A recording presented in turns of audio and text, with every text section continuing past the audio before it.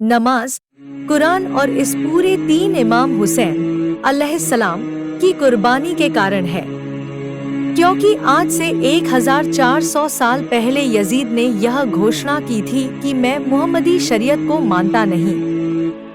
वह खुले आम रसूलुल्लाह के दीन की तौहीन करता था। उस समय यजीद की हुकूमत आधी दुनिया पर थी।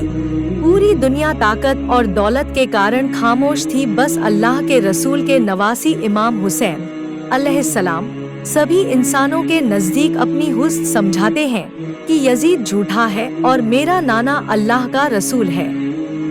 जैसे ही उस बात का इल्म यजीद को होता है तो यजीद यह हुक्म नाफिज करता है कि इमाम हुसैन को और उनके बच्चों को कत्ल किया जाए और उनकी बहनों और बेटियों को कैद करके मेरी दरबार तक पहुंचाया जाए, ताकि क़यामत तक फिर किसी की हिम्मत न हो कि मुझसे बगावत करें।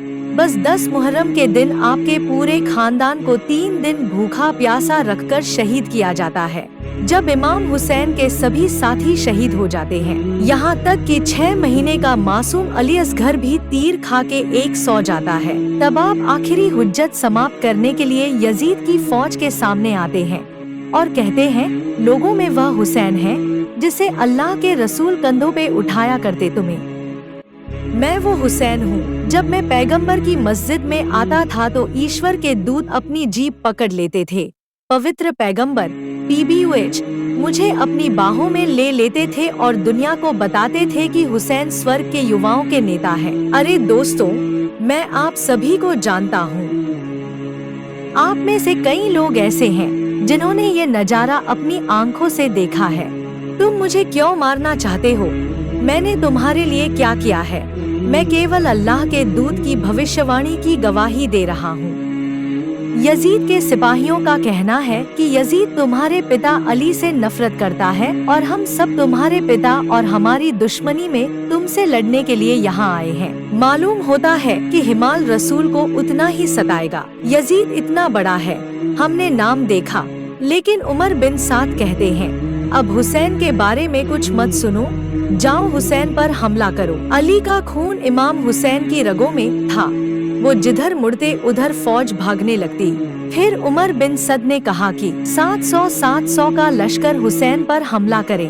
बस इमाम हुसैन जब उन्हें भी फिर नार करते हैं तो हजारों का लश्कर इमाम हुसैन पर पलटता है। इमाम हुसैन जब उन्हें भी फनार करते हैं तो फौजी यजीद एकता अमला करती है। आप शेर की तरह लड़ते हैं और कोई भी माँ हुसैन के सामने टक नहीं पाता और आप कहते हैं, और उठो अब्बास, एक भूखे और प्यासी की जंग देखो। देखो तुम्हारा भाई हुसैन कैसे लड़ रहा है। तारीख ने लिखा, मैदान पूरा हिलने लगता है, फौज भागना शुरू कर देती है। इतनी मुअम्मर बिन साद कहते हैं, हुसैन को मारना नामुमकिन है, जाओ क़याम को आग लगा दो और कुछ सिपाही दूर से इमाम हुसैन पर हमला करे। जब इमाम हुसैन ख्याल की तरफ एक तो तमाम सिपाही तीर मारे और जब मैदान की तरफ आए तो सिपाही क़याम की तरफ पलट जाएं। बस सिपाही इमाम हुसैन से दूर चले जाते हैं और दूर से तीर नीचे भाले इमाम हुसैन की तरफ फेंकते हैं।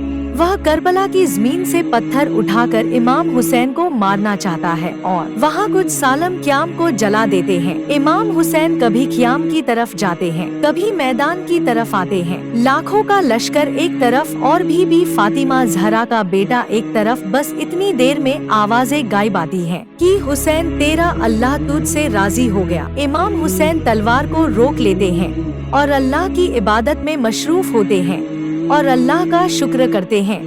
इतनी देर में आपकी पीठ पे कोई जालिम वार करता है। आप घोड़े की जीन से जमीन को आते हैं। यह मंजर दूर से जैसे ही बीबी ज़ैनब इब्न ने देखा तो आप जमीन से कहती हैं, ए जमीन थोड़ी सी ऊपर हो जाता कि मैं अपने भाई को देख सकूं।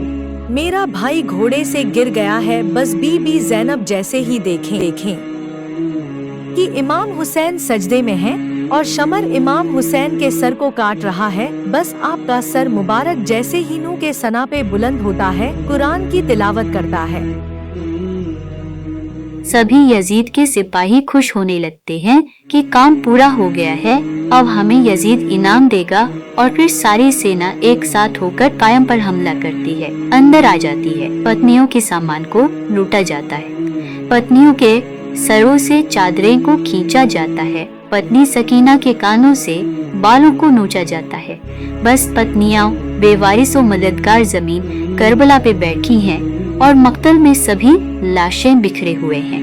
उमर बिन साद ने फौज को ये पैगाम पहुंचाया कि ये इसके मुबारक रसूल यजीद का हुक्म है। कौन अपने जिस्म की इतनी परवाह करता है? ऐसा क्यों करे कि उसका जिस्म तंदुरुस्त ना रहे। रूम में मैयत का इलाज करना सबसे बड़ी तौहीन समझा जाता था। ये होते ही मुख्तलिफ कबाइल ने कहना शुरू कर दिया कि कासिम की वालिदा उनके कबीले से हैं। हम जनाब है जनाब अब्बास की माँ हमारे कबीले से है।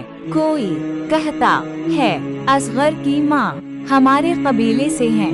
बस जनाब जून की लाश उठाई गई, जनाब हर की लाश उठाई गई, हबीब अपने मज़ाहिया की लाश उठाई गई, करबला के तमाम शहीदों की लाश उठाई गई।